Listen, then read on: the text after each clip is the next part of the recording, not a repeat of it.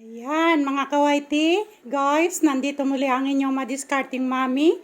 At muli sa umagang ito ay mayroon akong gustong ibahagi para sa inyo sa aking pagluluto. No, ito ay aking sariling version ulit. Dahil palagi akong nag-iisip, no?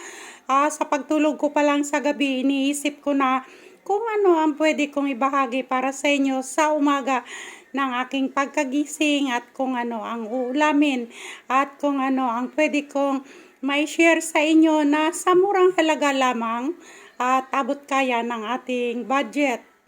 Dahil sa panahon ngayon, sobrang napakamahal ng mga bilihin, lalo ang mga gulay, no? Napakamahal. Yan, ang itlog lang ay magkano na, no? 7 pesos ang isa, no? Ayan, maliit pa ang itlog na to. Ayan, 7 na yan, no? Yan, 7 pesos na ang dating 5.50 ay nagiging 7 pesos. At ayan, may nakaprepare na ako dito na ating uulamin at ito ay aking lulutuin at ipapakita ko sa inyo, no, na ito ay alam kong kaya na ninyong bilhin sa abot ng inyong budget. At may nakaprepare na ako dito. Nakita nyo, mayroon akong talong, no, 4 na talong. Ayan. 4 na talong, ang kilo ngayon ng talong ay dati is 150, tapos nag 100, ngayon ay naging 80 pesos. Ayan, bumili ako mahigit 1 kilo ang aking binili, kaya nagkakahalaga ng magkano siya, 110, no? Ayan. Ayan, meron pang nandun sa ref, itinabi namin, no, dahil may plano rin ako kung anong gagawin doon. So, ayan na, mga kawaiti. Ayan, at mayroon akong corn beef dito. Ayan, isang latang maliit na corn beef na ating ihahalo dito sa ating talong. At mayroon din akong nakaprepare na red onion, garlic, and tomato, no? 3 itlog. Ayan, mayroon ako ditong toyo at pamintang powder, no?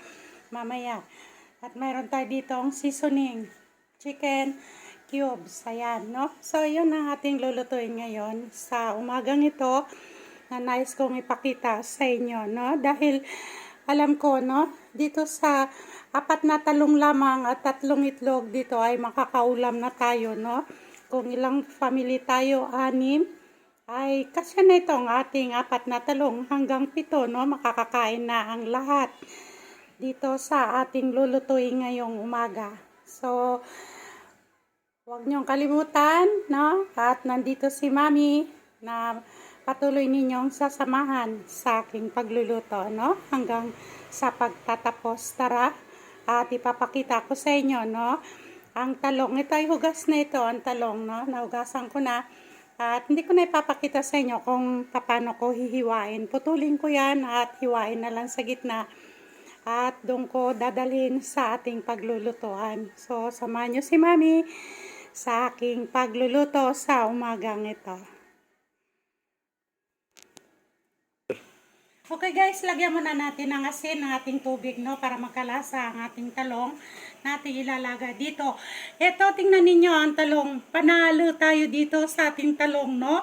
Wala man lang kalaban sa loob, lahat ay buo. Ayan, so ngayon ilalagay na natin dito sa tubig. Ito na yung 4 na talong na aking hiniwa. Ang dami, no? Ang dami din pala. Ang 4 na talong. Ayan, ilalagay natin dito.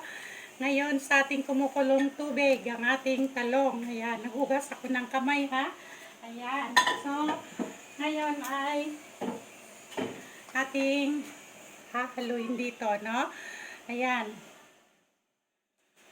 Ayan, hayaan natin siyang kumulo hanggang sa lumambot. Ayan. Kapag lumambot na yan, ay hahanguin natin dito sa kumukulong tubig. Maya-maya pang konti ito ay lalambot na ito. Madali lang naman ito palambutin ang talong. Ayan, no? Ayan. Takpan natin. Okay. Takpan natin. Ayan. Hayaan muna natin kumulo. Babalikan natin ulit. Okay guys, kulong-kulo na, oh. Ayan. Tingnan natin, no? Ayan. Malapit na lumambot ang ating talong. Ayan. Okay, konting kulo pa ito. Isang balik na lang natin dito. Taob natin ang talong para maano ng mainit na tubig, no? Nang kumukulo. Maluto ang loob. Ayan, taob natin. Ayan, okay. Maya-maya luto na ito. Okay, takpan natin ulit. Balikan natin mamaya. Okay. Okay. Ayan, luto na. Ready na.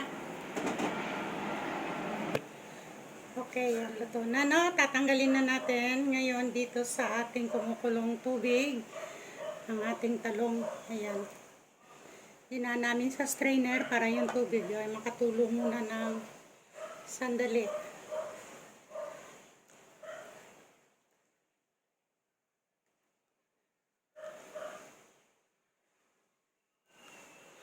Simple lang ang ating pagluluto nito, no?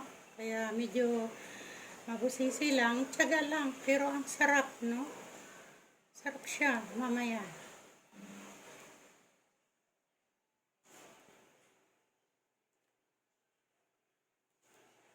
Ayan, okay. Ayan na siya, no?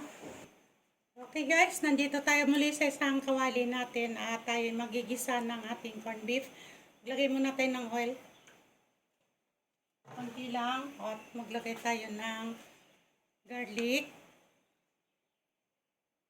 Okay, at ang ating red onion.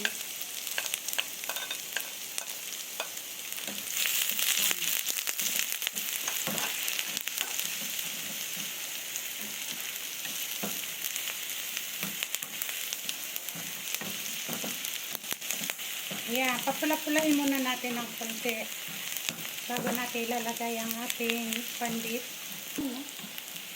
Konti lang ngayon, madalang kukuha lang.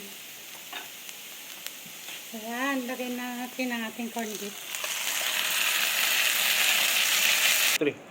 Yeah, halo-haloin natin mga kawaiti. Nilagyan natin ng kaunting tubig ito, no? Ayan. Haluin natin hanggang sa maluto ang ating corned beef. Okay. Ayan. At patutuyuin pa natin to ng konti ng ating tubig na inilagay. Ayan.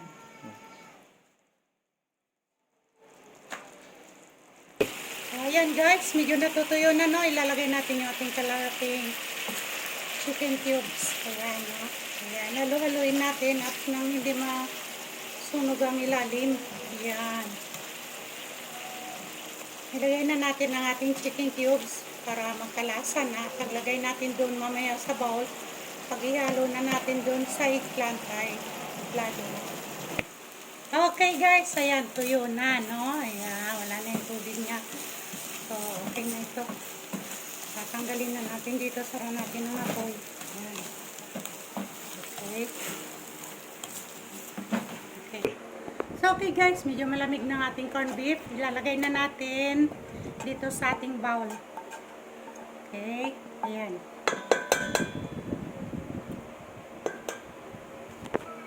Ayan, at sunod natin ang ating talong. Medyo malamig-lamig na rin ang ating talong. Tandaan natin mga guys, bago natin ilagay ang ating itlog, ay palamigin muna natin ang ating mga sangkap, katulad ng talong at ng corned beef. Ayan. Palamigin natin kasi kung mainit yan, na ilalagay natin ang itlog. Maring bumuo. Kaya yan, lagay na natin ngayon ang ating garlic. Ayan. Ang ating onion, red onion. At ang ating tomato. Ayan. Okay, haluin natin ngayon. Hanggang sa madurog ang ating eggplant, no? Eggplant yan, talong. Ayan.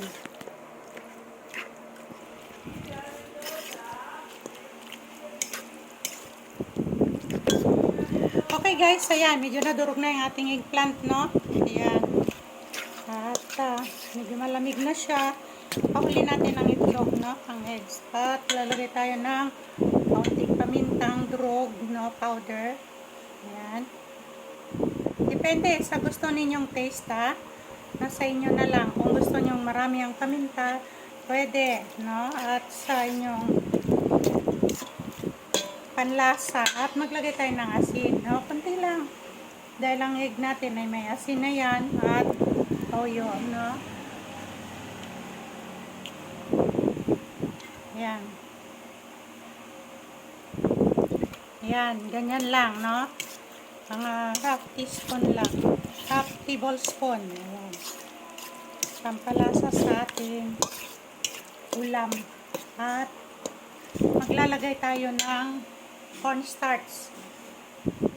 Yan, ganyan lang. Yan, ganyan lang kadami ang ating cornstarch. 2 tablespoon, no? Ang ating ilalagay na cornstarch. Yan. Kaya cornstarch ang aking nilagay para ang ating ang ating gagawing torta ay medyo malutong. Ayan. Ayan. Okay. Kailangan durog ang ating eggplant, ha? Ang ating talong. Malamig. At i-sure nyo malamig na ang inyong mix na talong at ang harina at ang ating cornstarch. Yan, at ang ating mga sangkap na mga kamatis, sibuyas at onion. Ayan, lagay na natin ngayon ang ating itlog.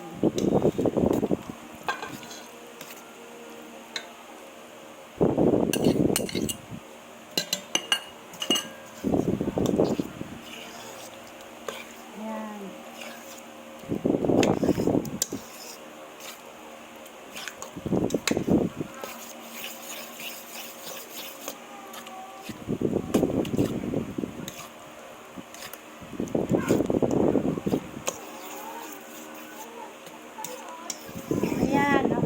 Yan na yan, no? Ayan. Ngayon, kung gusto niyo magdagdag dyan ng harina or cornstarch ulit, pwede naman, no? Depende sa gusto ninyo. Okay. Okay guys, ito na yung ating finished product, no? Ayan, yan. Ayan. So ngayon ay maglagay na tayo sa ating mantika.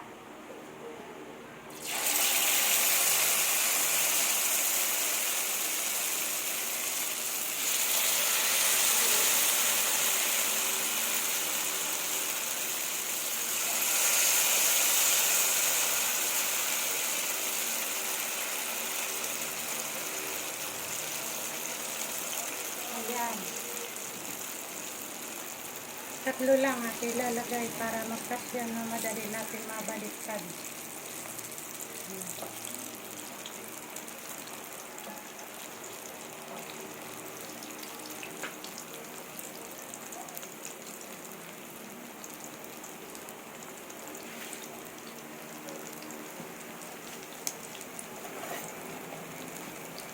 Okay guys, luto na ilalim, no? Ang ano nito, angat-angat nyo lang para masilip nyo ang ilalim. Ayan, no? Ayan.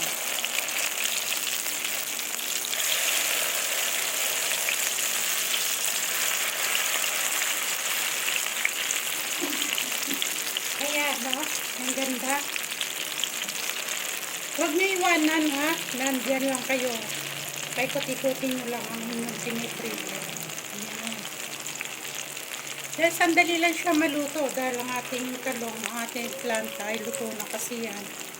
So parang piniprito na lang natin. Katamtaman lang pati ang inyong apoy. Ayan mga kawaiti, luto na ang ating niluluto dito na sa talong. Ayan. Pero sa ibang paraan natin ito niluto, no? Ang ating talong.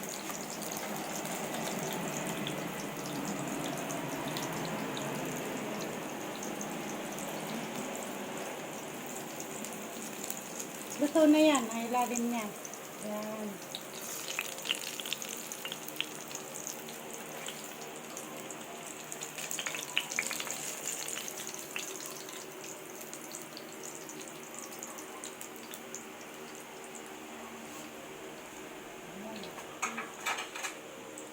Lalagay.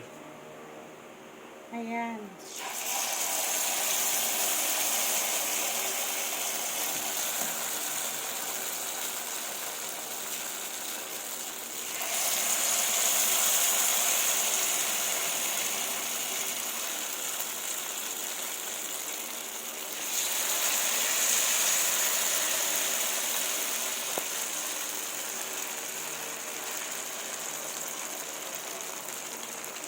Ayan, tatlo lang. Pwede natin ilalagay. Ayan, balik. Huwag natin iwanan to ha. Nakabantay tayo dito. Ayan ha. Ayan. Kung wala kayong non-stick na kawali, pwede naman yung kawali. Painitin nyo lang maigi yung kawali bago nyo ilagay ang mantika. Pagkatapos, painitin nyo pa rin maigi ang mantika bago nyo ito ilalagay ang inyong ipipritong tortang talong. Ayan, no? Na may corned beef. Okay? Ayan. Last na natin tong luto, no, mga kawaiti. Mga guys. Ayan.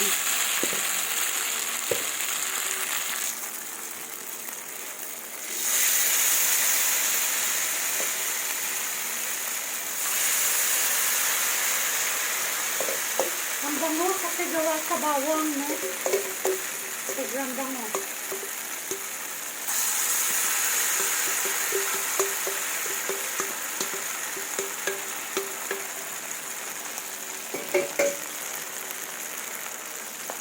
Ayan.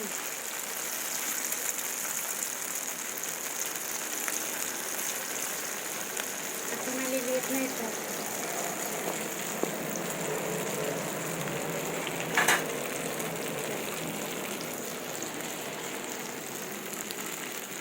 Kaya maliliit na ito, no? Ayan. Kaya apat na ang ating nilagay. Kaya may audience tayo. Sinawa, nanonood, sinawa. Nabanguhan, sinawa. Ayan na ang ating torta, no? Ito yung ating last na tortang talong. Ayan. With corned beef. Ayan. Okay na yan, no? Patay na natin ating apoy. Ayan. Ayan. Okay, kita-kita tayo sa lamesa. So, okay guys, ito na yung ating corned beef with eggplant, no? Na ating talong. Yan, ang sarap, ang yummy. Ang bango-bango kanina pa, naamoy ko dahil nga sa garlic natin inilagay. Nasariwa doon kanina sa paghalo natin sa ating talong na nilaga na may kasamang corned beef. Ayan, ang sarap. Ayan, mga guys. Ayan ang ating sausawan, no? Mamayaan yan. Ayan, ang sarap. Ayan, no? Ayan, nandito, mayroon ako dito na itabi dahil mainit nga. Dahil pagsama-sama mainit. Kaya mayroon ako dito na itabi. Titikman natin. Wow, sarap. Lutong. Sarap. Ayan. Sarap guys. Wow. Try ninyo, no? Ayan. Try ninyo magluto din. Napakasarap. Napakalasa. At magaan lang sa bulsa, no? Kaya ng budget natin. Ang ating beef with eggplant, no? So, nakagawa kami dito ng 10, no? 10 bilog ng eggplant. Ayan, no? Ayan. 4 na talong lang ang ating ginamit. 1 kamatis, 1 sibuyas, 4 na butil ng garlic, no? Ayan ang ating ginamit dyan kanina. At ayun, nahinalo natin.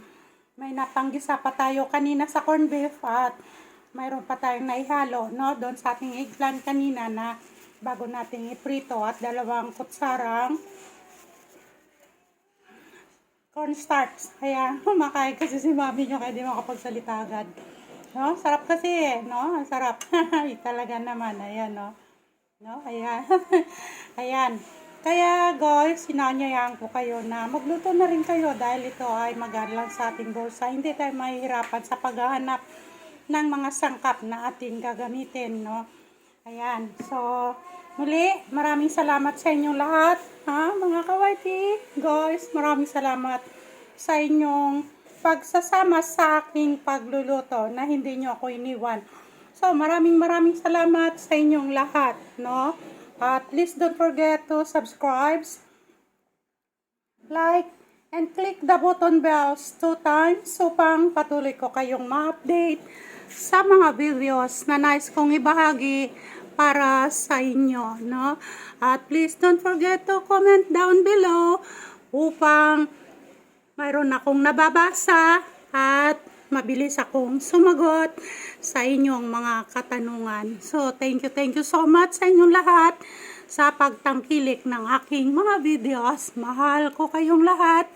And may the Lord God bless you all. Thank you so much. Bye-bye. Ang aking mga prayers ay palaging nasa inyo. Ayan, no? Andito si Mami. Okay.